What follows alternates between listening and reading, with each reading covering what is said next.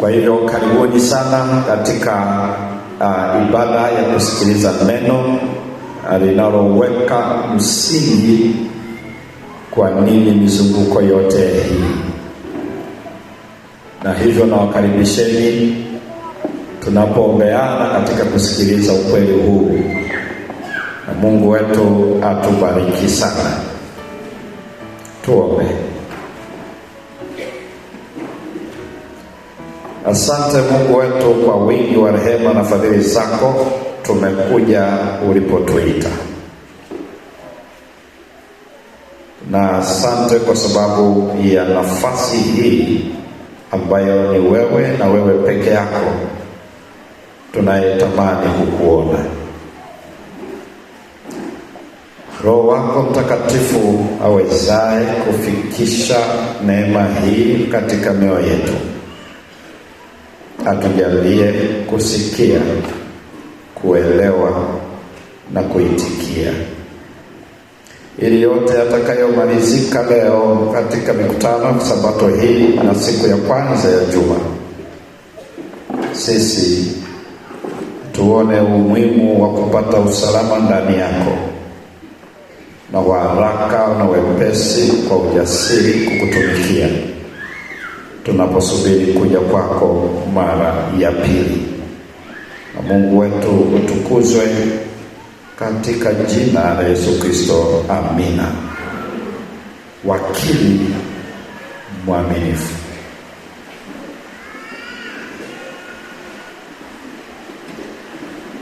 Kwenye hiyo aya ya Luka sura ya 12 na ile aya ya 42 mpaka 44, Yesu alizungumza ni nani mtumwa wakili mwaminifu ambaye bwana wake alimpatia posho awape watumwa wa bwana wake chakula ama posho kwa wakati wake. Halafu akasema, heri mtumwa yule ambaye bwana wake ajapo atamkuta akifanya hivyo. Halafu akasema, amini nawaambia, atamfanyia 1, 2, 3. Ameeleza kwenye hiyo aya ya 44 atamfanyiaje. Kwa hiyo hapo anazungumzia anatafutwa wakili mwaminifu, awape watumwa wa bwana wake chakula, na sio tu awape chakula, ila awape chakula kwa wakati wake.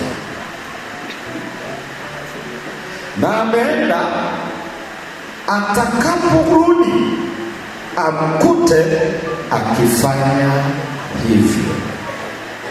Hapo akasema, nawahakikishieni, nawaambia, akimkuta akifanya hivyo atamweka. Bila maelezo.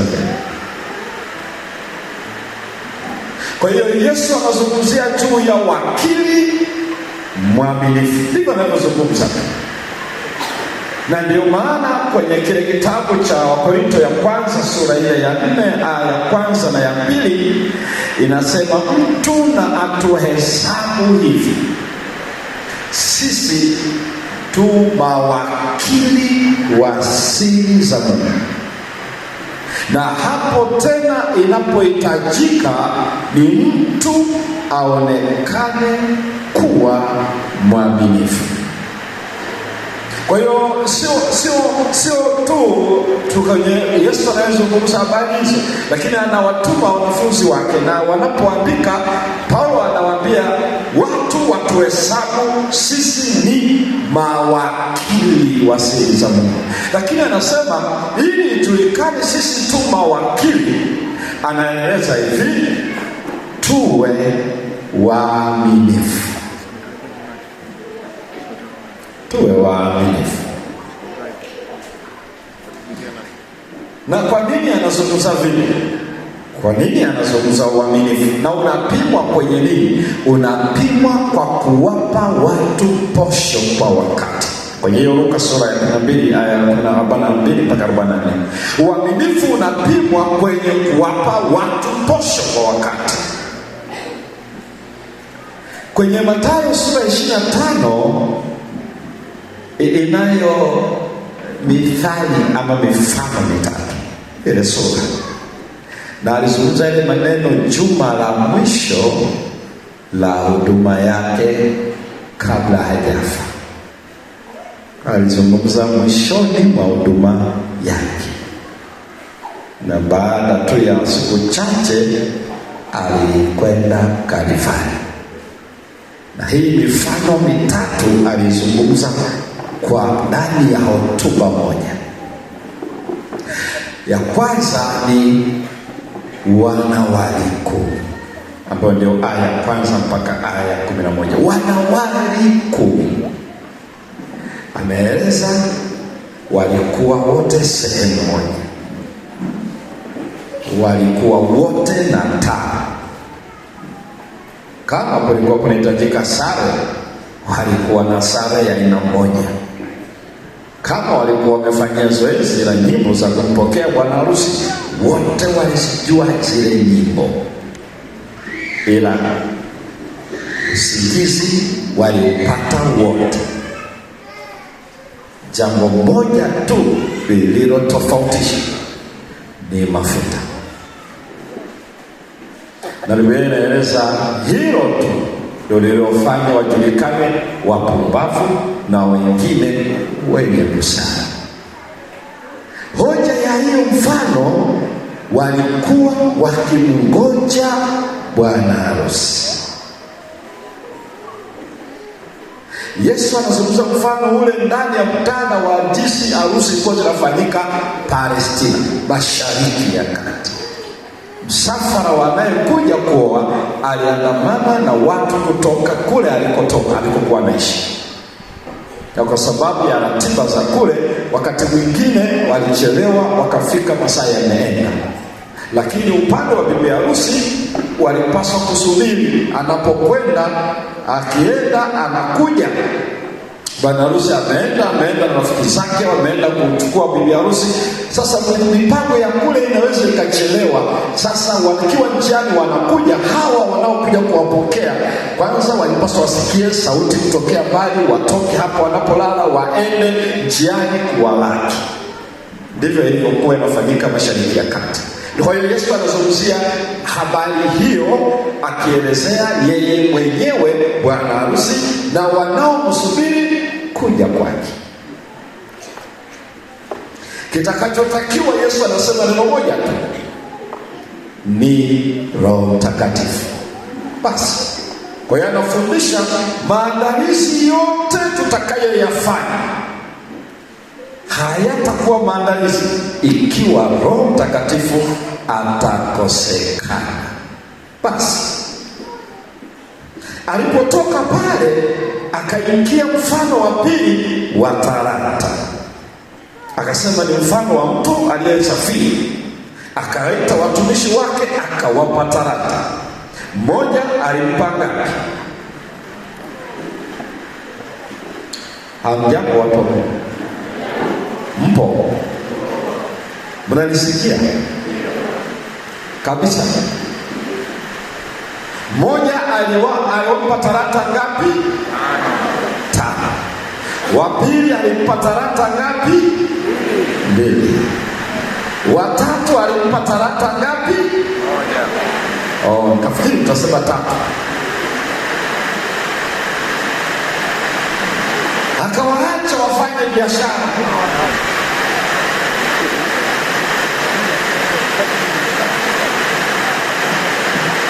Baada ya muda akarudi, akasema tufanye hesabu mlichofanya. Aya ya 21 ya Mathayo 25 inasema mwenye talanta 5 akaleta 5 faida. Sikiliza Mungu aliyomwambia, vema mtumwa mwema na mwaminifu. Ulikuwa mwaminifu kwa machache, na kuweka katika yaliyo mengi, ingia katika furaha ya Bwana wako. Mwenye talanta 2 akaleta ngapi faida? 2. Kauli ni ile ile, vema mtumwa mwema mwaminifu. Ulikuwa mwaminifu kwa machache na kuweka kwa yaliyo mengi, ingia katika furaha ya Bwana wako.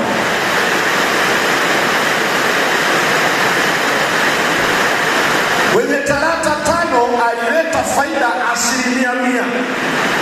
Mwenye talanta 2 alileta faida 100%. Yaani mwenye 5 alileta 5, mwenye 2 alileta 2. Kwa hiyo kila mmoja alizalisha 100%.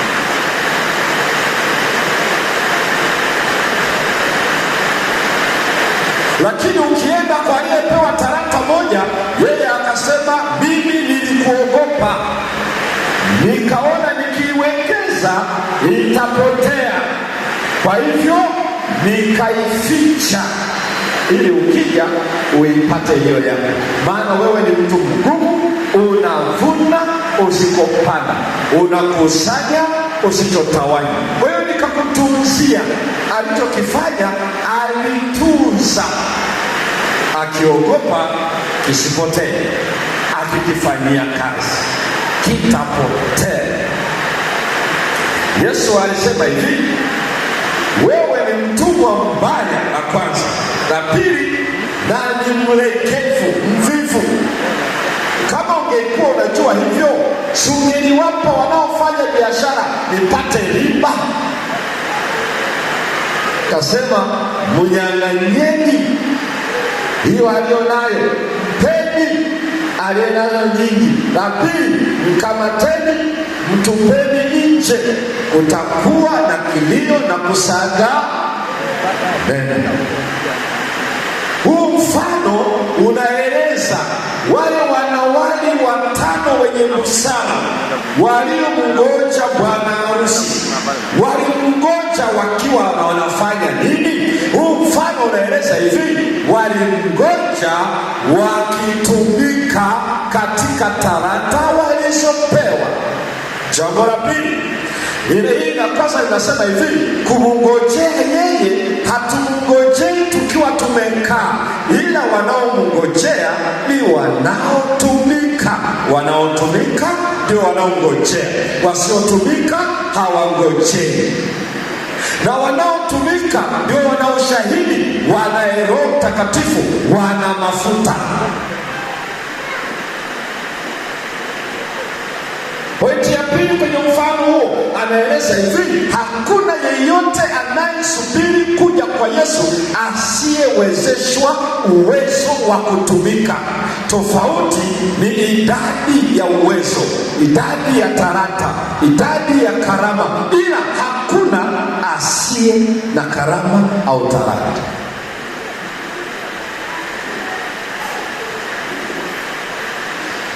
Pointi ya 3 kwenye mfano ni hii, Yesu anatazamia alichoweka kwetu kizae 100% na sio pungufu ya tulichopewa. Pointi ya 4, wajibu wote tutakaofanya hapa kanisani na nje ya kanisa katika kumtumikia, bado anasema hayo ni machache, hayo ni madogo, ni wala sio mengi.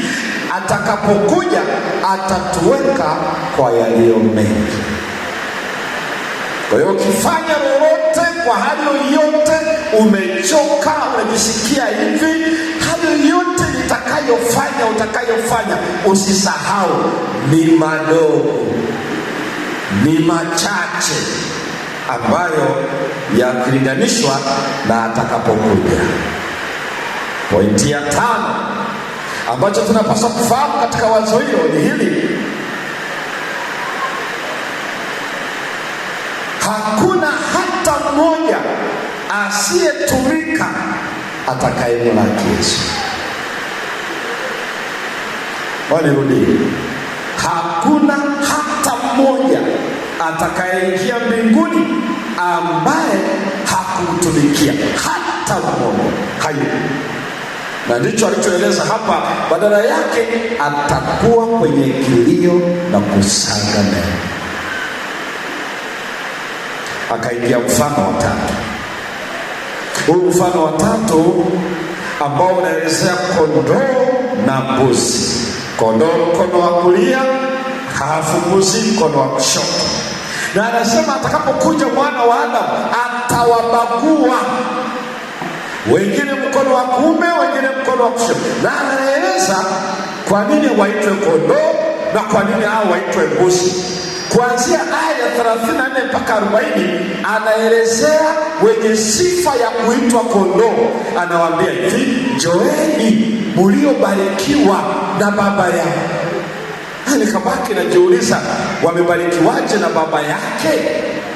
Anasema, kwa sababu nilikuwa na njaa mulinipa chakula, nalikuwa na kiu mulininywesha, nalikuwa uchi mulinivika, nalikuwa mgeni mulinikaribisha, nalikuwa mgonjwa mulikuja kunitazama, nalikuwa kifungoni mulinijia. Ametaja mambo 6: njaa, kiu, uchi, mgeni, mgonjwa, kifungoni. Wale walio mkono wa kuume wakauliza, mbona hatujawahi kukuona huko Kibaigwa ukiwa na njaa? Hatujawahi kukuona kule Padabiri ukiwa mgeni? Hatujawahi kukuona kule Kongwa ukiwa uchi tukakuvika? Halafu aya 40 inasema, kwa kadiri mulivyo watendea hao wadogo mulinitendea mimi. Huu mfano wa tatu na wa mwisho kwenye hii sura anaelezea jambo la pekee. Anaeleza hivi, sio walioabudu siku ya saba ama waliokuwa wanarudisha hiki na kile, ila wale waliotumika. Jambo la pili, hao ndio wanaoitwa wamebarikiwa. Yaani ukisikia mbingu zinasema njoeni mliobarikiwa na baba, ni wale waliotumika. Hao ndio wamebarikiwa. Hazungumuzi niliowapa watoto, walioniomba nikawapa watoto wakazaa. Hazungumuzi waliojenga nyumba, hazungumuzi waliopewa nafasi ya kununua gari, hazungumuzi waliopata cheo, hasemi hicho kitu, ila anasema mliobarikiwa na baba ni wale walionitumikia. Wala hasemi waliokuwa wanafunga mara 2 kwa wiki, hasemi kabisa. Sio kwamba sio jambo la msingi, yote hayo ya msingi, ila anamaanishaje? Sikiliza vizuri. Anaeleza waliobarikiwa na Mungu wa mbinguni. Na mimi tangu nimeelewa jambo hili, mtu akija hapa mbele za Bwana halafu anasema namshukuru Mungu nimebarikiwa, nikapata cheo, ama nimebarikiwa nikapata mtoto, nimebarikiwa nikanunua shamba, unapotezea watu wa Mungu nafasi. Ukisema nimebarikiwa nimepata mtoto, hata wapagani wanazaa watoto, hata vichaa wanabeba mimba. Yaani hicho ni kitu ambacho ukisema nimebarikiwa, nimepajenga nyumba, nina nyumba Kibaigwa, na nyumba Kongwa, nina nyumba Padabiri. Yaani hicho ukiishia tu kusema nimebarikiwa nina nyumba 5, yaani hicho sicho kabisa. Maana hata wasioita jina la Yesu wanazo nyumba na wanayo magari na wanaiki na kile. Ingelikuwa ni hicho leo, basi ingekuwa na nafasi. Yesu hasemi mambo hayo, ila anasema kama umejenga nyumba, anachotazamia ni hivi, ulinikaribisha. Yaani anachosema hivi, ukijenga nyumba ina maana unafanya hivi, Yesu uje ulale ndani ya nyumba ile. Maana yake utakuwa mkarimu kwa wageni. Kama hiyo nyumba haina nafasi kwa wanadamu wengine, hakuna atakayesema amebarikiwa. Ndio maana anaeleza ukijenga nyumba, njoeni mliobarikiwa, mulinikaribisha. Ukisema nimelima safari hii nikapata alizeti, nikapata lita 800 ama lita 1000 mafuta kwa wingi, Yesu anasema ni sawa. Ila anachosubiri ni hiki, wanataka kuona ndani ya lile pato, ikiwa unaweza kuwatia moyo walio na njaa, walio na uchi. Sehemu ya pato hiyo unaweza ukafanya kwa wasio na malazi. Unaweza ukanunua godoro, unaweza ukanunua tuveti, unaweza ukamwekea kitanda yule bibi ama yule babu ambaye kwa kweli mvua ikinyesha usiku anatamani inyeshe mchana, maana yeye hawezi kulala. Ikiwa unaweza kufanya hicho, anasema wewe umebarikiwa na baba yako. Hicho anachoeleza. Baraka anayozungumza Yesu ni tofauti na ambacho sisi leo tunadhani tuko nacho. Lakini Yesu anaeleza hapana, kama ni masuala ya kiuchumi amewapa watu wote. Ndio maana Mathayo ile sura ya 5 na ile aya ya 45 anasema mtakuwa wakamilifu kama Baba yenu aliye juu aliye mkamilifu. Maana yeye wanyeshea mvua wema na waovu, wenye haki na wasio haki anawaangazia jua lake. Hii mvua ndio inanyesha hapa Kibaigwa, inanyesha mashamba ya wapagani na inanyesha mashamba wanaomcha yeye. Watavuna ama watavuna, wanapata ama watapata. Ukienda serikalini, sio wanaomcha Yesu pekee ndio wanapata nafasi za kuongoza, hata wasiomcha yeye tena wanaomtukana bado ni viongozi. Na mimi nieleza namna ile, inaeleza wazi kabisa, jua likiwaka Kibaigwa halizingiri mpagani, linamwangazia mpaka mpagani, linawaka kila mahali. Mvua ikinyesha inanyesha mpaka kwenye miamba. Yaani ikiwa ni swala la kiuchumi na swala la kimaisha, Yesu anaeleza kazi ya baba yetu aliyoko wapi. Na usisahau, Mungu hana upendeleo. Ndio maana ulipokuja uviko 19 walikufa wapagani na walikufa Wakristo. Kama huko hawakufa, na walizo huko hamkusika Wakristo, mbona umenyamaza? Huko hamkufiwa na watu wenye uviko. Uviko uliua tu wapagani ama uliua watu wote? Ukimwi ulibagua, ukija kisukari kinabagua, ikija saratani inabagua. Yeye anayelisha wanyama, analisha ndege, analisha wanadamu wote, na tena analisha na wengine ambao hata wewe ungepewa nafasi ungemwambia Mungu usiwape. Hivi umenipa, tuna maiki hapo. Hebu shika microphone hiyo, alafu soma tu Ayubu sura ya 12 na ile aya 6. Soma hapo rafiki, soma.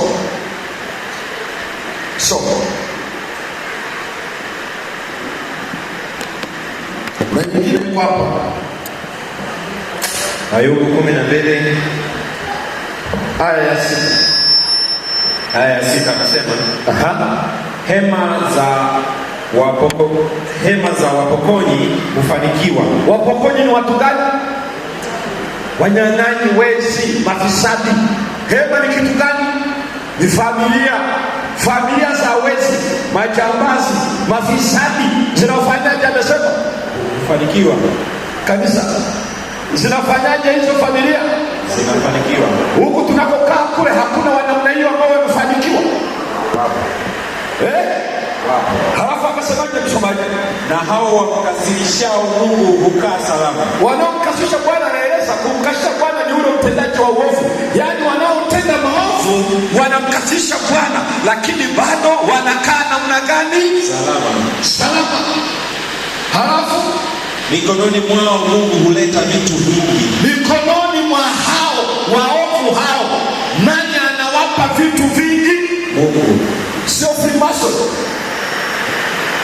Mbona mara wapi sikia pata Freemason ni kunyosha mkono? Kwa sababu walitoa Freemason. Na wengine wanasikia kwa sababu alitoa kafara damu yake. Kwa hiyo ndio maana amenawiri katika biashara. Eti alienda kwa mganga akatoa kafara, kwa hiyo biashara imechangamka.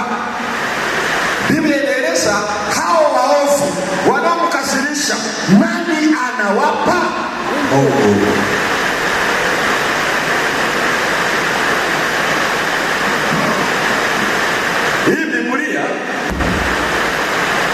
inaeleza mbingu na nchi na vyote vijazavyo ni mali ya nani? Hiyo ni Mathayo ngapi?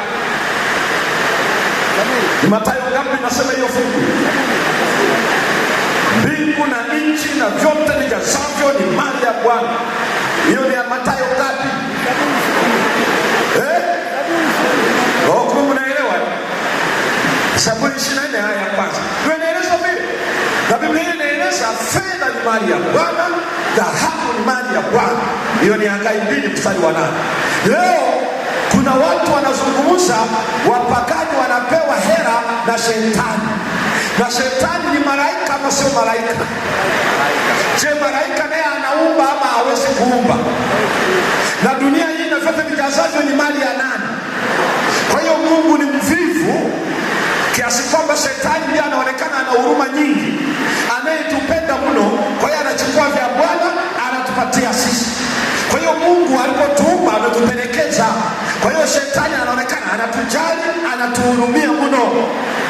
Ndio maana mtu anayezungumzia watu wanapewa mali na shetani, wanapewa mali na wapiga ramli, wanapewa mali na wafrimasoni, halafu kesho anasimama hapa anayejua Mungu aliumba vyote vijazavyo kwa muda wa siku 6. Huyo mtu ni mpagani na hafai kusimama kwenye ibada, kwa sababu shetani hawezi kuumba hata mchanga. Anayewapa watu maisha ni Mungu wetu wa wapi? Na anawapa wapagani waovu na wema, wenye haki na wasio haki. Anawaangazia jua, anaonyeshea mvua ambao ni hazina yake. Wanaishi, wanapata maji, wanavuta hewa, ni yeye anayefanya. Alafu leo ndio useme shetani anatoa wapi maisha? Hamna. Kwa hiyo unaposema nimebarikiwa, Mungu aangalii unavyo vingapi, ila anaangalia unavyotumia kwa ajili ya wanadamu wengine.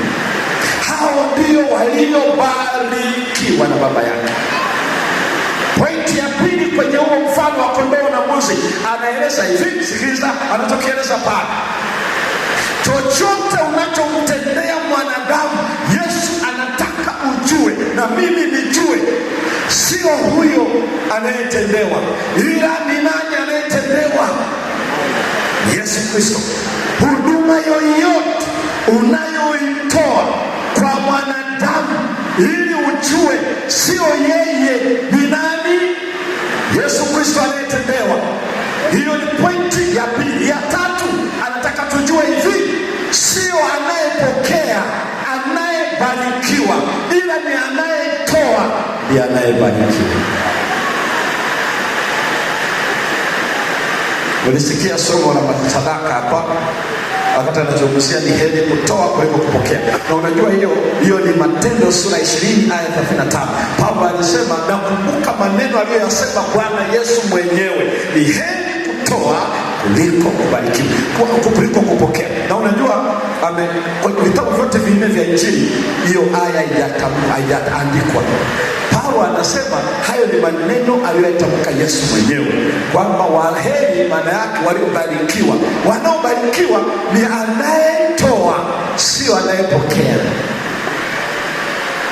Na kama tukielewa hiyo pointi ya tatu, sikiliza ndugu zangu, siku zote mtu akikupatia 5,000 sio wewe uliyebarikiwa, ni aliyetoa 5,000.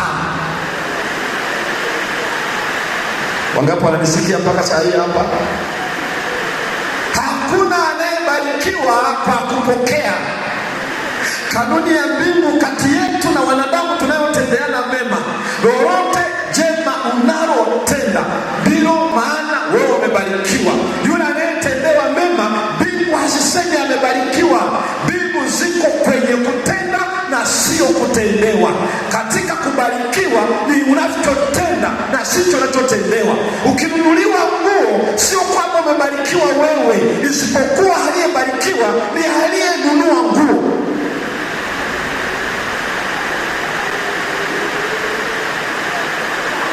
Kwa hiyo pointi ya kwanza anayoelezea, waliobarikiwa ni wanaotumika. Pointi ya pili anayoelezea ni kwamba ukitenda lolote jema kwa mwanadamu, usione ni huyo unayemtendea, uone unayemtendea ni Yesu. Pointi ya tatu, si anayepokea anayebarikiwa, bali anayetoa. Pointi ya 4 kwenye hiyo mfano wa 3, hakuna injili inayotembea bila uchumi. Nimesemaje? Hakuna injili inayotembea. Mnasemea tumboni. Nimesemaje? Hakuna injili inayo bila uchumi. Kwa sababu huwezi ukasema nalikuwa na njaa ukanipa chakula. Utatoa wapi chakula kama huna? Nalikuwa na kiu ukanywesha, nalikuwa uchi ukanivika. Sio kwamba una kiwanda cha nguo, ila umenunua nguo, umemnunulia huyo jirani, umenunulia mtu fulani aweze kujivika. Nalikuwa mgeni, maana yake ukanikaribisha. Saa nyingine huwa tunakaribishana hapa na wazee wanasema, jamani, wageni waliokuja kututembelea nione mikono. Haya, waliyekaa na jirani yake amsalimie. Huwa mnaelewa mnachomaanisha? Mnaelewa? Sasa huyo aliyemsalimia, ibada ikiisha anaondoka huyo, na alishajua huyo ni mgeni. Hata hamuulizi mwenzangu umefikia wapi, una nani uliyekuja naye, ni mwenyewe tulikuja naye, karibu nyumbani kwangu. Sasa unawezaje kufanya hiyo jeuri na hata hauna uhakika kama chakula kiko vizuri nyumbani? Huwezi fanya ukarimu kama una chakula. Wengi tunashindwa kufanya ukarimu si kwa sababu ni wachoyo, ila hatuna. Wako ambao hawafanyi ukarimu kwa sababu ni wachoyo, wanayo lakini hawezi kufanya. Ndio maana akija mgeni wa kanisa, wamekuja wainjilisti wawili, wamekuja wainjilisti wa vitabu, kanisa litakaa lijadili, watalala wapi? Kila mmoja anaonekana hana nyumba, hana. Vile unaosikia Yesu alizaliwa horini pale, kwamba nyumba zilikuwa zimejaa, sio kwamba, sikiliza vizuri, kwamba ni nini alichopitia pale. Ndio maana ukijenga nyumba yako usifanye mahesabu tu ya wewe na watoto na mwenzi wako. Ile Yesu anachomaanisha ni kwamba, je, anaweza kulala kwako?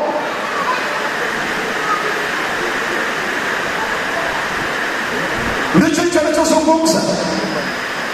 Huwezi fanya utume bila uwezo wa kiuchumi. Na alikuwa mgonjwa, ulikuja.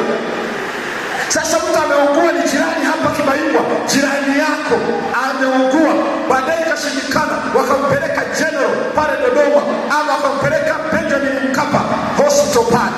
Walidhani ni wiki moja, zikawa wiki mbili, wakafikiri wiki mbili, zikawa mwezi. Saa hiyo yeye ndiye anayetafuta fedha kwa ajili ya familia, lakini sasa yuko kitandani, na wengine walipaswa tafuta fedha wana safari ya kwenda kumhudumia, wanarudi. Hali inatikiswa ya kiuchumi. Baada ya miezi miwili hali ni mbaya nyumbani, na wewe ndio unayejiita jirani. Unajua wajibu wa jirani? Na uzuri wa kuna mtu anayeomba aina ya jirani wa kuishi naye. Kila mtu anakujaga hapo kwa interest zake. Kwa hiyo unashangaa una jirani huyu, una yule.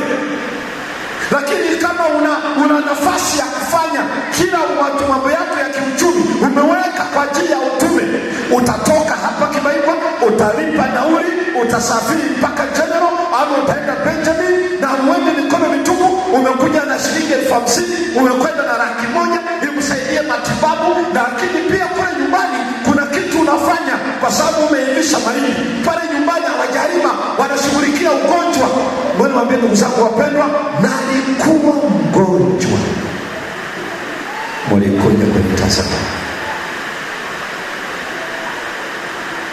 Ukienda kulima shamba na una bajeti ya familia yako pekee, huwezi kuwa aliyebarikiwa na baba yako, kwa sababu ni mpaka uwe na balance kwa wasio na chakula. Si kwa sababu ni wavivu, lakini kwa sababu ya dharura za maisha zimewakuta wakawa wahitaji.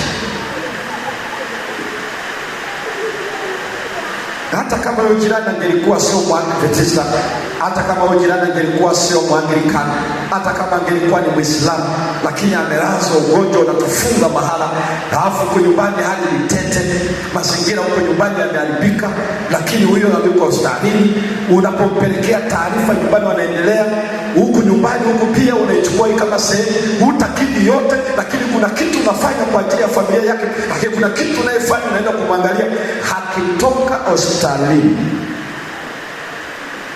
hata kama hakuwa Mkristo Mwadventista. Huyo mtu hata ukimwalika kwenye makambi ya mwaka huu, atakuja si kwa sababu kuna mafundisho mazuri, ila kwa sababu wewe ni mtu mwema kwake. Ndio maana Waswahili walisema hakuna mkate mgumu mbele ya nini? Hata ungekuwa umekauka kweli kweli, utumbukize kwenye chai wewe, hata asiye na meno atakula. Maana yake maisha ya upendo hayajui ukinzani wowote. Hata mtu alikuwa ni mkali, upendo ni kitu kingine kinayeyusha kila ugumu. Amesema nilikuwa ukifungoni mlikuja. Saa nyingine mambo yanatokea, unashangaa huyu amewekwa ndani, sio tu ndani, amehukumiwa tayari kugereza la Isaka, lakini ni jirani, ni ndugu yako yuko mara fulani. Sasa unajua amefungwa na ndiye aliyekuwa anatafuta mkate kwa familia. Hapa ndipo inapoonekana alikuwa kifungoni, na unamfahamu, na unajua gerezani kuna muda wa kuona waliofungwa. Ukimpelekea sabuni, ukampelekea dawa ya meno, ukampelekea na hiki na kahera kwa kumsaidia, halafu akatua familia yake huku, kuna kitu unamweleza unachofanya. Yesu anachosema, waliobarikiwa na Baba yangu ni wale ambao nilipoleta mvua nikaangaza jua, walijua ni kwa ajili pia ya watu wake, na kwa kuwatendea hao mulinitendea mimi. Kwa hiyo maana yake Yesu anasemaje? Hakuna injili itakayoenda bila uwezo wa kiuchumi. Ukitaka uchumi uone athari zake ni hivi: mtu ambaye hali yake ya uchumi ni mbaya, si kwa sababu ana shida ya mahitaji maalum, si kwa sababu ana utindio wa ubongo, si kwa sababu ana upungufu wa viungo kwenye mwili, lakini ameruhusu tabia ya uvivu na tabia ya ulegevu na tabia ya nasa, na hivyo uchumi wake ni hakuna. Wakisema tununue maiki, hana hela. Tunataka tununue kanisa, hana hela. Tununue vyombo vya kupiza sauti, hana hela. Tunataka kuweka viti, hana. Tunataka kuweka madirisha, hana hela. Lakini amekazana eti anasali.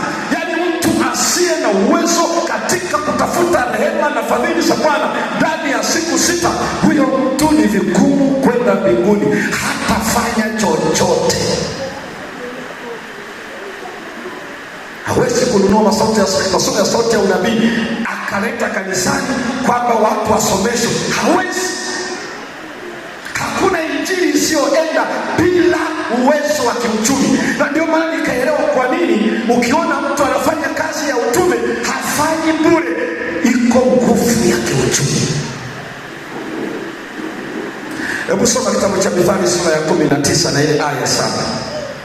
Soma uone namna gani uchumi unavyoweza kuharibu utume ukiwa ni mbaya. Mithali 19, soma ile aya ya 7. Mithali 19 aya ya 7. Anasema ndugu zote wa maskini humchukia. Ndugu wangapi? Zote. Ndugu wangapi wa maskini? Wote. Wanafanyaje? Humchukia. Wanamchukia. Yaani kama mmezaliwa mko watoto 7, mmezaliwa watoto mko 8, mmezaliwa mko 5.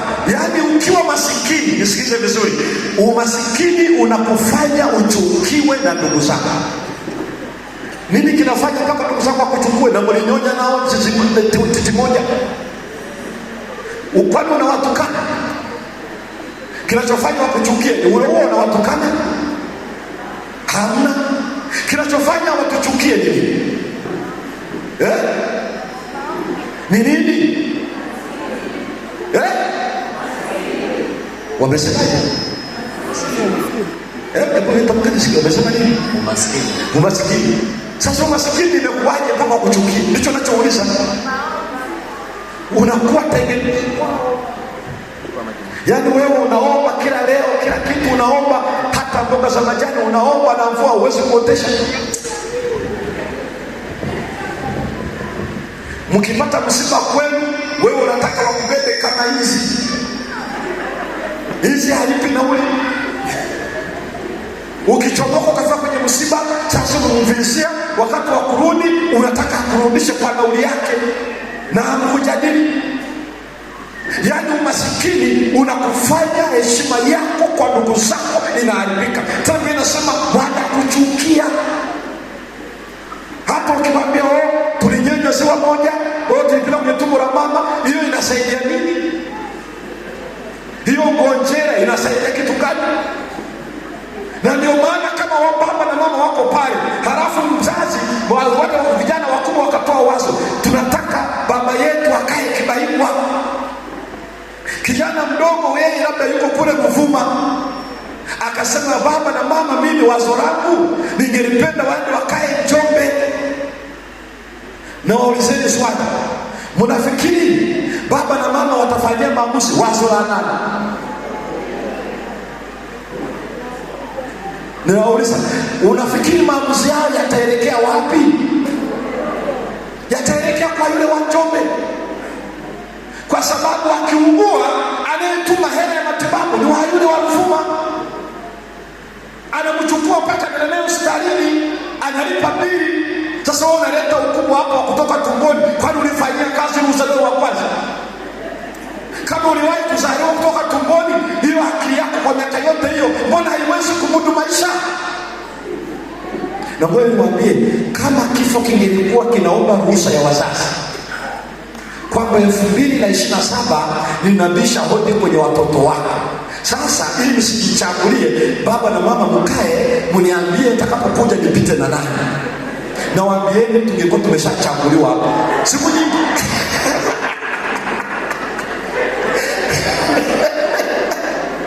Tushukuru wazazi hawaulizi.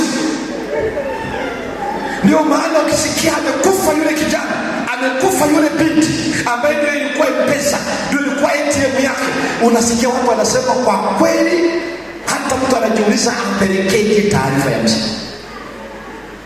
Lakini wengine sisi yaani unaenda kwa ujasiri wote tu.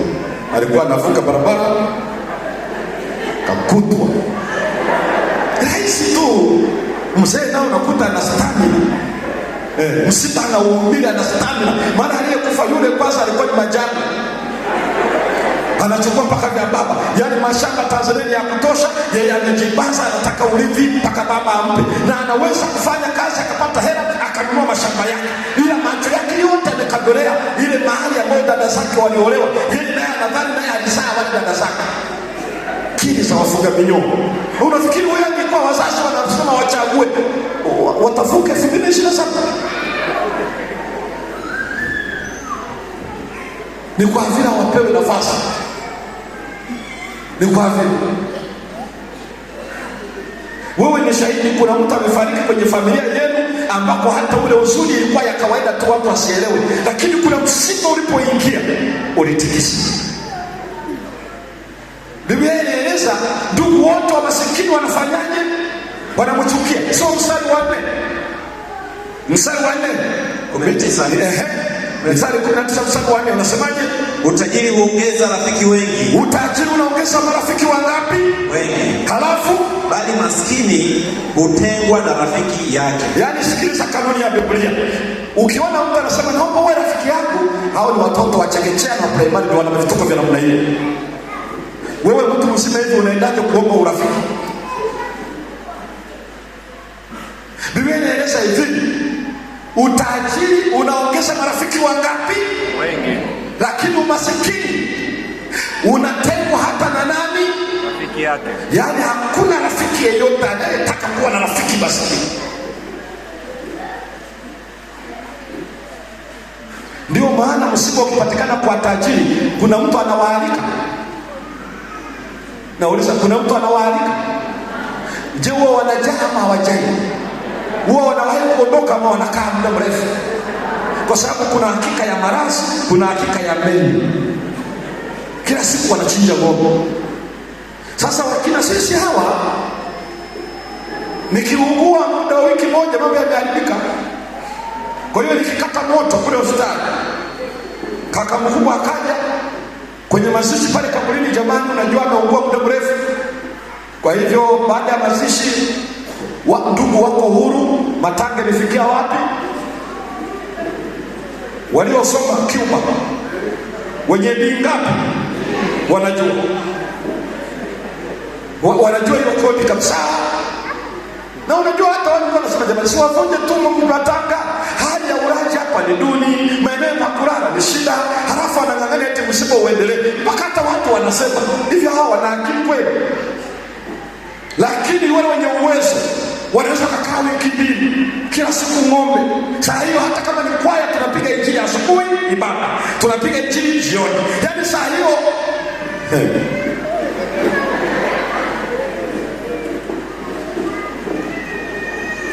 utajiri unaongeza marafiki wangapi? Wengi. Na nikitokea kwa mfano hii wilaya ya Kongwa akapatikana Mwadventista hata wawili ama mmoja ama watatu, ambaye katika wilaya nzima unakuta ni wa kwanza ama wa pili kwenye uwezo wa kiuchumi. Unajua mkuu wa wilaya anapokuja mpya, wanapokabiliana ofisi, wanasema kuna mtu mmoja yuko pale Kongwa ama yuko pale Kibayugwa, yule mtu ni mwema mno. Kama umekwama kwa mahitaji ya kutatua mambo ya wananchi yanayohusiana na uchumi, yule mtu atakusaidia. Ukipata ugeni kutoka mkoani Dodoma, unahitaji bajeti, atakusaidia. Yaani yeye ndiye anakukabidhi ofisi na anakutajia na watu ambao ni msaada.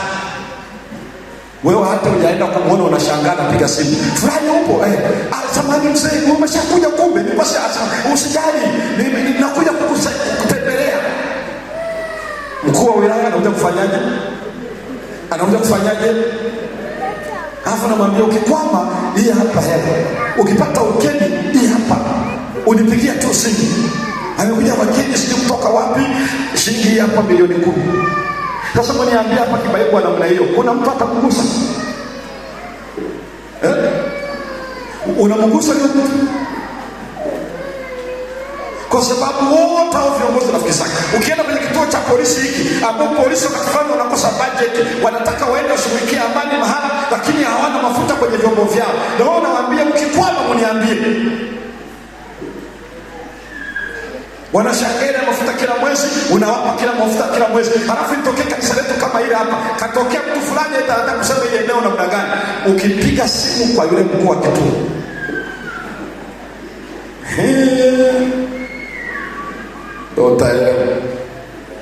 utajua uchumi. Saa nyingine tunapiga kelele, vijana wetu vyuo vikuu wananyanyasika, mitihani inawekwa siku ya Sabato, na ni kwa sababu hatuna Waadventista wenye nguvu za kiuchumi. Nataka niwaambie tu kweli. Lakini kama kwa wale top 10 wa nchi hii ambao hela yao ya kodi ikiingia inatikisa muhamara, kama ni wao tu vya wakubwa wale wanafahamu, wanawasapoti kwenye masuala ya maendeleo ya wananchi, akipiga simu kwa waziri mkuu, vijana wetu wananyanyasika, wakati katiba ya Jamhuri ya Muungano inaruhusu uhuru wa dini. Unajua waziri mkuu atasemaje? Ni wapi hapa mzee? Itabidi wewe mwambie usimtoe kazini, ili waonye tu wale vijana. Ni simu ngapi tu hii?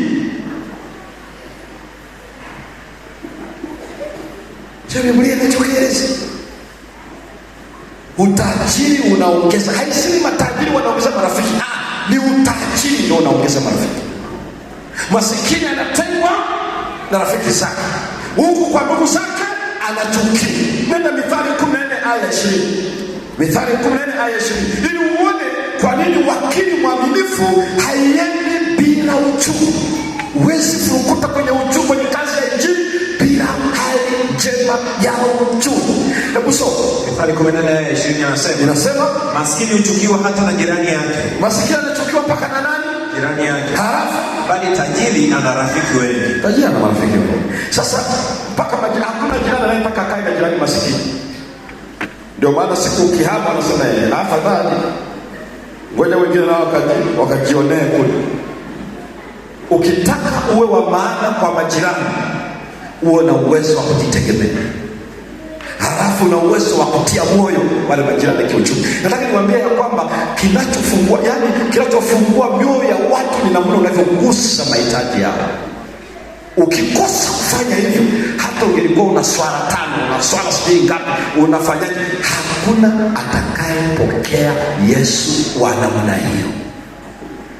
Sasa ukiona huyu maskini, 1, amechukiwa na ndugu zake, 2, ametengwa na marafiki, 3, hata majirani wanamchukia. Sasa na niambieni, sasa amebaki na nani wa kumpelekea Injili?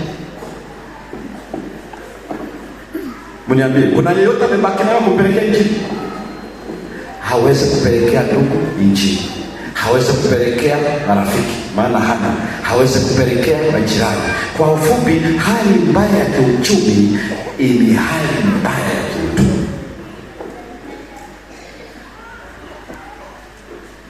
Ndio maana Yesu anasema, nalikuwa hivi ulifanya hivi, nalikuwa hivi. Huwezi kutoa kama huna, unatoa ulicho nacho. Madhara ya uvivu, madhara ya kutoa. Ndio maana anasema waliobarikiwa ni wanaotoa. Ndicho Yesu anachomalizia ule mfano mzito kabisa, ya kwamba ni wale wanaotumika, na kutumika ni kutoa, na kutoa ni kugusa mahitaji ya watu. Tusipogusa mahitaji ya watu, hakuna atakaye tutegea sikio. Injili inaharibika kabisa. Ngoja tunamalizia sasa kwa kukupa takwimu uweze kuona. Nisikilize vizuri, na kukupatia takwimu uweze kuelewa.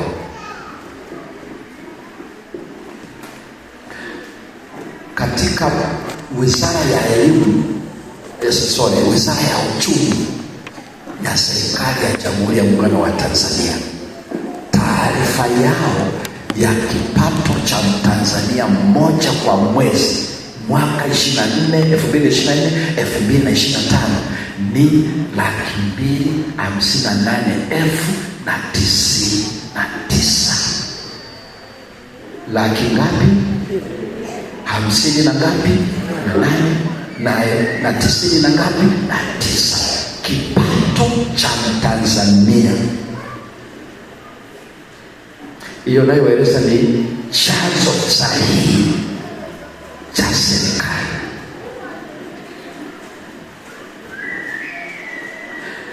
Nikachukua takwimu za idara ya wakili CTF, ambayo ina mkoa wa Iringa, mkoa wa Dodoma na wilaya ya Kiteto.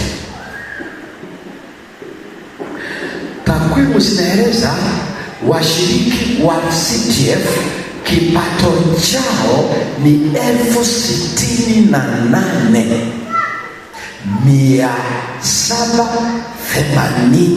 68,781 kwa mwezi. Hii ni kusema Mtanzania ambaye kipato chake 258,099, kipato cha Kristo Waadventista sio hicho, ni 68,781. Kwa hiyo tunaingia mara 3.75 ya kipato cha Tanzania kwa Kristo Waadventista. Na baki najiuliza, kwani hawa Watanzania walipompokea Yesu walihama Tanzania wakaenda kuishi Burundi? Kwa nini? Kwa sababu zaka ya mshiriki CTF ni 6,871 ndio kwa mwezi, ambayo inakuleta kwenye pato. Nikafikiri labda si kweli, lakini ukienda kwa wanaorudisha zaka katika washiriki 42,203 ni washiriki 14,671, ambayo ni sawa na asilimia karibu 30 ya washiriki ndio wanaorudisha zaka na sadaka. Kwa hiyo nikagundua ni kweli serikali iko sahihi, ila waumini wanaokaa CTF hawatoi kwa uaminifu wanachopewa na Bwana. Kwa hiyo Bwana anawapa kwa mwezi 258, ila wao wanasema sisi tunapokea 68,000. 1,781 kwa mwezi. Kwa hiyo ni lugha gongana. Takwimu hizo zinaonyesha ingelikuwa kweli tunaishi kwa hicho kiwango, hali yetu ingelikuwa mbaya sana, kwa sababu kuna ada, kwa sababu kuna mavazi, kwa sababu kuna chakula, kwa sababu kuna kusafiri, kwa sababu kuna matibabu, kwa sababu kuna huduma hiki na kile. Kama Mungu angelikuwa anatupatia kwa mwezi 68,000, hali yetu ingelikuwa mbaya mno kiuchumi. Hii ni kusema tuna waumini wengi ndani ya kanisa hawana uaminifu kwenye kurudisha kwa Bwana. Hiyo ikawa namba moja. Namba ya pili ni kupatia data ya mwisho.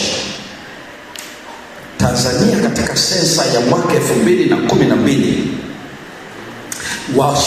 wakazi wa mikoa hii miwili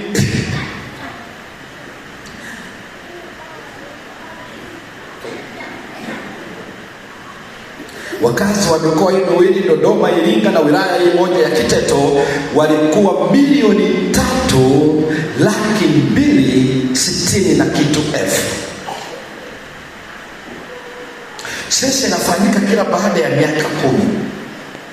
Mwaka ule juzi ule 2022 ilifanyika sensa, ilikuwa ni mwaka wa 10, ikatupatia jumla ya wakazi mkoa wa Iringa, mkoa wa Dodoma na wilaya ya Kiteto, ambapo ilitupatia 4,600,700 na kitu. Tofauti ikawa ni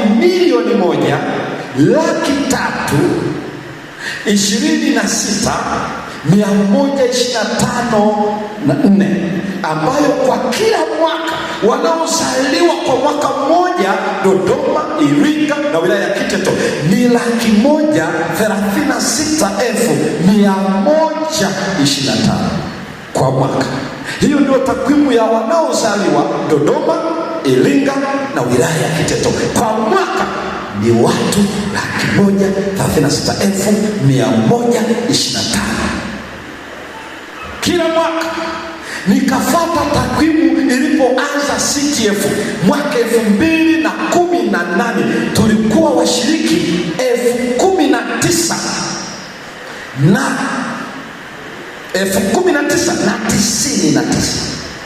wakati inapangwa CTF 2018. Baada ya miaka 7, taarifa ya idara ya ofisi ya katibu mkuu wa fidi, taarifa ile ya takwimu ya washiriki robo ya 4 mwaka 2025, ikiwa ndio inafunga mwaka wa 7 tangu fidi ilipoanza, ikakuletea waumini 42,203. Tofauti yake na ukaigawa kwa muda wa miaka 7, kila mwaka wanaobatizwa kwa mwaka mmoja ni 3,201 kwa mwaka, 3,201. Hii ni kusemaje? Hii ni kusema ukichukua walipoanza wakiwa 19,099 na kila mwaka wanaobatizwa ni 3,201, hii inakufanya ujue ni washiriki. Naomba watu 7 waje hapa. Njoo watu 7. Njoo hapa haraka. Hapa watu 7.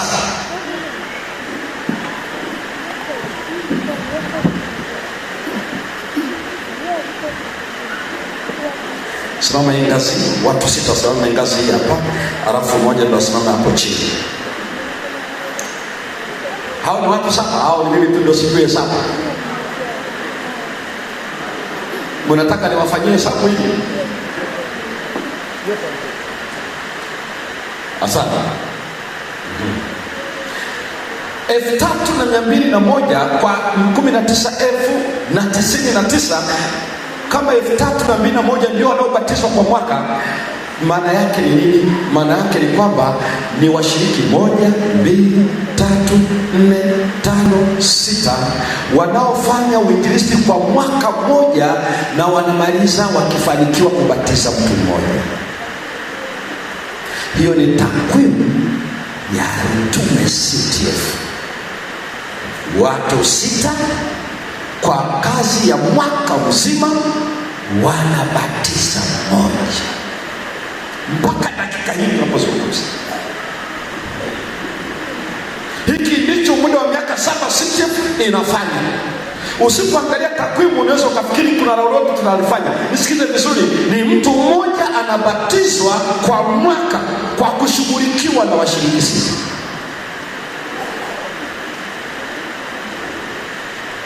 Hii ndio CTF yote. Na sasa mimi nikaenda mbali zaidi kidogo. Ngoja uone kidogo hapa, nataka uweze kuona jambo hili vizuri. Nimeambia kwamba ninataka muone kwamba nini kinafanya tusikae ofisini, ili tuje tuelezane vizuri, vinginevyo tumelibadilisha kanisa, limekuwa ustawi wa jamii. Hapa tuna mkoa wa Kongwa, tuna mtaa wa Kongwa, tuna mtaa wa Pandambili na tuna mtaa wa Kibaigwa. Hizi nimechukua takwimu za ubatizo mwaka jana peke yake, robo zote 4. Kongwa wakiwa na makanisa 3 na makundi 3. Robo ya kwanza walibatizwa 10, robo ya pili wakabatizwa 10, robo ya tatu wakabatizwa 30, robo ya 4 walibatizwa watu 6. Jumla waliobatizwa mtaa wa Kongwa wenye makanisa 3 na makundi 3 ni watu 56. Wakati huo jumla ya washiriki 406. Sasa chukua 406 gawa kwa 56. Tumia hata kama ni calculator kwenye simu. Fanyeni haraka. 406 gawa kwa 56. Umepata ngapi? Umepata 7.2, kwa sababu mtu hana pointi. Kwa hiyo tuchukulie tu kwamba haijafika nusu, ni 7. Kwa hiyo kwa mkoa, kwa mtaa wa Kongwa, wao wako nyuma zaidi ya takwimu ya fili nzima. Yaani maana yake ni mtu mmoja anashughulikiwa na washiriki 7 wafanikishe kubatiza mtu mmoja. Wamefanya uinjilisti washiriki 7, wanaishia kubatiza mtu mmoja. Nikaenda Pandambili. Pandambili hawana kundi, wana makanisa 3. Robo ya kwanza hawakubatiza hata mtu mmoja. Robo ya pili akabatizwa mtu mmoja. Robo ya tatu wakabatizwa 2. Robo ya 4 hawakubatiza yeyote. Mwaka 2025 mtaa wa Pandambili wenye makanisa 3 walibatiza watu 3 kwa mwaka mzima.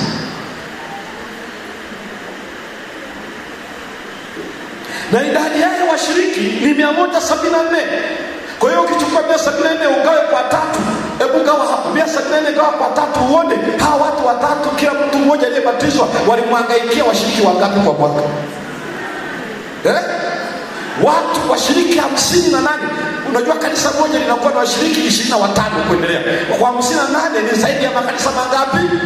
Kwa hiyo makanisa 2 wanahangaikia, wanafanikiwa kubatiza mtu mmoja.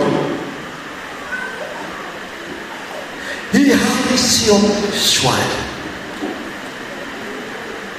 na tusipoiona sisi sote ni kwamba tumesaliti Kalvari kabisa kabisa. Lakini ukienda kwenye kanisa la Kibaigwa, robo ile ya Kibaigwa, robo ya kwanza, Kibaigwa makundi 4 na wakati huo mwanzo wa robo ya kwanza makanisa 4 makundi 4. Robo ya kwanza ilibatizwa 16, robo ya pili 30, robo ya tatu 21, robo ya 4 watu 9. Jumla waliobatizwa ni 67. Lakini pia mwanzo wa robo idadi ya washiriki 570. Kwa hiyo chukua 570 ugawe kwa 67 uone ni wangapi wanabatiza mtu mmoja. Umepata ngapi? 510 gawa kwa 67. Na umepata wangapi? 7.5. Kwa hiyo nikiweka kukaribisha inakuwa ni watu 8 kwa mwaka wanabatiza mtu mmoja. Sasa mniambie ndugu zangu, hata kama ni wewe hapa, maana yake sio kanisa tena, maana yake ni chama cha kuzika na kuzikana. Ndio maana yake. Nisikizeni tu vizuri kabisa. Ikiwa ndivyo, panda mbili watu 3 kwa mwaka washiriki 170 na kitu, na nimeacha idadi wanaohudhuria siku ya Sabato. Nimeambia kwa kuanzia mchana nitaingia bado kwenye takwimu mweze kuona hali yetu ni mbaya. Lakini ukisoma kwenye Biblia sio hicho alikuwa anafanya. CTF kwa ujumla ni mtu mmoja anashughulikiwa na watu 6 kwa mwaka mmoja. Na unajua siku zote utume unaenda sambamba na uwakili. Hakuna hali ya kujitoa kwa uwakili itakayofanikisha utume. Vinaenda pamoja. Na mchana atawaeleza, msikie vizuri kinachoeleza na ni kwa nini Mungu anatuita kwenye uwakili na kwenye utume. Vinginevyo hali yetu itazidi kuwa mbaya. Nilifuatilia wakati kanisa hili linaanza, mtu alikuwa analipa zaka, toa zaka 8,000 na kitu, lakini sasa hivi ni 6,000. Yaani kadri miaka inavyoenda hali ya kiroho inashuka. Ilitengwa ikiwa na 8,000 lakini sasa ni 6,000. Ikiwa ukuaji utaenda namna hiyo, ukienda kwa wanaozaliwa CTF 136,125 na sisi tunaleta 3,201 ili tuwafikie hao, tutawafikia muda wa miaka 42 na nusu. Kwa wanaozaliwa kwa mwaka mmoja, wakazi wa Dodoma, Iringa na wilaya ya Kiteto, sisi kama tutaenda kwa mchezo huu, wanaoingia mara moja kwa mwaka, tunawajibika kwa muda wa miaka 42 kuwafikia. Na Biblia inaeleza tofauti. Yesu alipoacha kanisa lake aliacha wakiwa 120. Hiyo ni kitabu cha Matendo ya Mitume 1:15. Walikuwa 120. Baada ya siku 10 Pentekoste walibatizwa 3,000. Hiyo ni Matendo 2:41. Lakini aya 47 Matendo 2 inasema Mungu alizidisha kanisa lake kila siku. Muulize pasa yuko hapa, Pastor John Peter, huyo nani, Pastor Stephen, umuulize kama kweli anabatiza kila siku na anahudhuria karibu kanda nzima kwa ajili ya huduma ya ubatizo. Lakini hapa kwenye Matendo 2:47 Mungu alizidisha kanisa kila siku. Pasa wewe mara nyingi ukiangalia wastani hata kwa mwezi unaweza ukashangaa usibatize. Na halafu tunajitia moyo, tunaabudu, tumeacha kabisa lengo la kanisa. Ukienda Matendo 4:4, wanaume peke yao walikuwa 5,000, na ndani ya muda mfupi, hujaweka wanawake, kanisa lilienda zaidi ya watu 10,000 ndani ya muda mfupi, kutoka 120 mpaka zaidi ya 10,000. Hiyo ni Matendo 4:4. Ukienda Matendo 6:7, Mungu alizidisha kutoka kwa makuhani, toka kwa waandishi, toka walioamini, analizidisha kila leo. Ukienda Matendo sura ya 12 aya 24, Mungu alizidisha kanisa lake kila siku. Ukienda Matendo sura ya 19 na ile aya 20, utaona Mungu alivyolifanya kanisa lake linaongezeka. Ukirudi Matendo 17 aya 6, walipokuwa kikanyaga kila ardhi ya mitume na wanafunzi wa Yesu, sauti zilisikika, wale waliopindua ulimwengu wamefika huku. Ikiwa wenzetu wakifika mahala, watu wanaona walioleta mapinduzi ya wokovu. Watu walikuwa na ibada ya sanamu, watu walikuwa na ushirikina, watu walikuwa waovu wa kila aina, lakini Biblia inaeleza waliupindua ulimwengu. Neno moja tu ndio tofauti, wote walijawa na Roho Mtakatifu. Kinachotufanya tutembee na hii barabara, hatuna ushahidi, hatuna mafuta. Kwa sababu kazi hii haifanyi kwa misuli, haifanyi kwa usomi, haifanyi kwa namna yoyote, ila ni Roho wa Bwana. Sisi tuna mambo mawili mbele yetu, ama tukubali atubadilishe, kwa sababu ni swala la uongofu. Vinginevyo italazimika mbingu pengine zituondoe sisi Kibaigwa, zitutoe sisi Kongwa, zitutoe sisi Pandamini, Mungu alete watu wake wengine. Kama hii ndio itakuwa hali, kanisa linakwenda kujifunga. Ni rahisi kuona ya kwamba tunafanya chochote, lakini hali ni mbaya. Hiki ndicho kinachofanya tusikae ofisini, kwa sababu hali ni mbaya.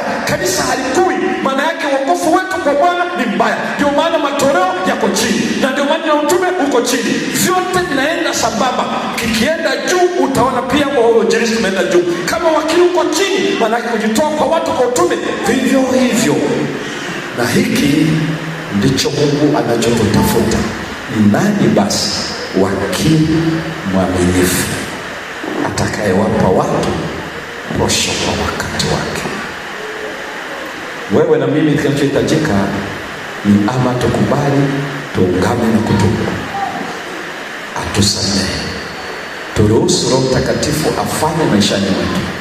Vinginevyo, hii ndio hali halisi. Haiwezekani makanisa matatu wanabatizwa watu 5 kwa mwaka mmoja. Haiwezekani. Haiwezekani. Watu 8 wanangaikiwa kubatiza mtu mmoja kwa mwaka mzima. Tunapozungumzia one voice 27, ambao tunazungumzia mtu mmoja, angalau mtu mmoja kwa mwaka, alafu sisi ni watu 8, mtu mmoja anabatizwa. Ni kusema neema ya Mungu kwetu haina nguvu? Au tunataka kumwambia Yesu watu tunaokaa nao wana roho ngumu? Bwana Yesu alisema mavuno ni mengi, watendakazi ni wachache. Na akasema mwombeni Baba wa mavuno apeleke watendakazi. Pastor Stephen John, na kuomba uje. Hii ndio kinatufanya tuwe na mikutano hii. Na ninawasihi watu wa Mungu, kwa sababu hali yetu sio nzuri, ni mbaya kabisa. Kama vile hatuna sifa ya kuitwa wakati huu wa mwisho. Lakini Mungu alisema wakati wa mwisho kazi yake itafungwa kwa kishindo. Na anaposema hivyo anamaanisha ni sisi atakaotutumia. Hawa tulioko pale. Hakuna atakayetoka China haja afanye uinjilisti Kibaiwa. Kama ambavyo sisi hatuwezi kwenda kufanya Mongolia. Hakuna, ni sisi hawa. Hii inatueleza hivi, Mungu atusamehe na aturehemu. Ikiwa ni shauku yako kwamba Mungu tujalie katika maisha yetu yaliyobaki, simama pamoja nami na mchungaji ataomba kwa ajili yetu. Hii ni hali yetu.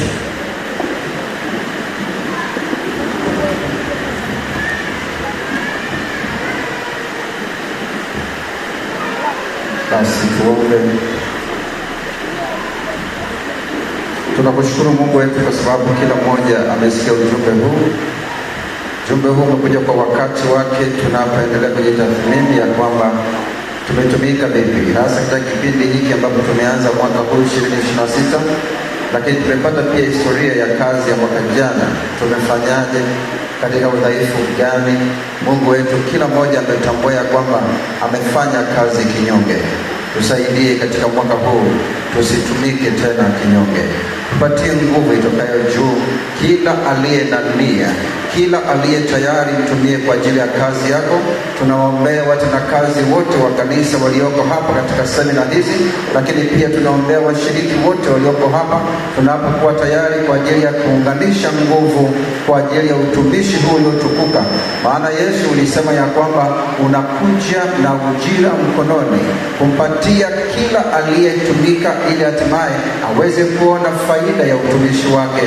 Fanya hivyo Mungu wetu, maana unakuja haraka na maneno haya ni ya kweli. Tusaidie tuweze kuamka, tuweze kuingia kazini katika utumishi, katika utume, lakini pia katika uwakili. Amsha roho hiyo ya kuipenda kazi yako, ili kila mmoja aweze kuwajibika bila kusukumwa. Mungu wetu, tunaenda kwa mapumziko sasa, tuweze kutafakari ujumbe huu ambao tumeusikia kwa masikio yetu, ili baada ya semina hizi hapo kesho tuende kutumikia katika makanisa yetu. Tunaamini utatenda hivyo, kwa kuwa tumeomba na kushukuru kwa Yesu Kristo mwokozi wetu. Amen.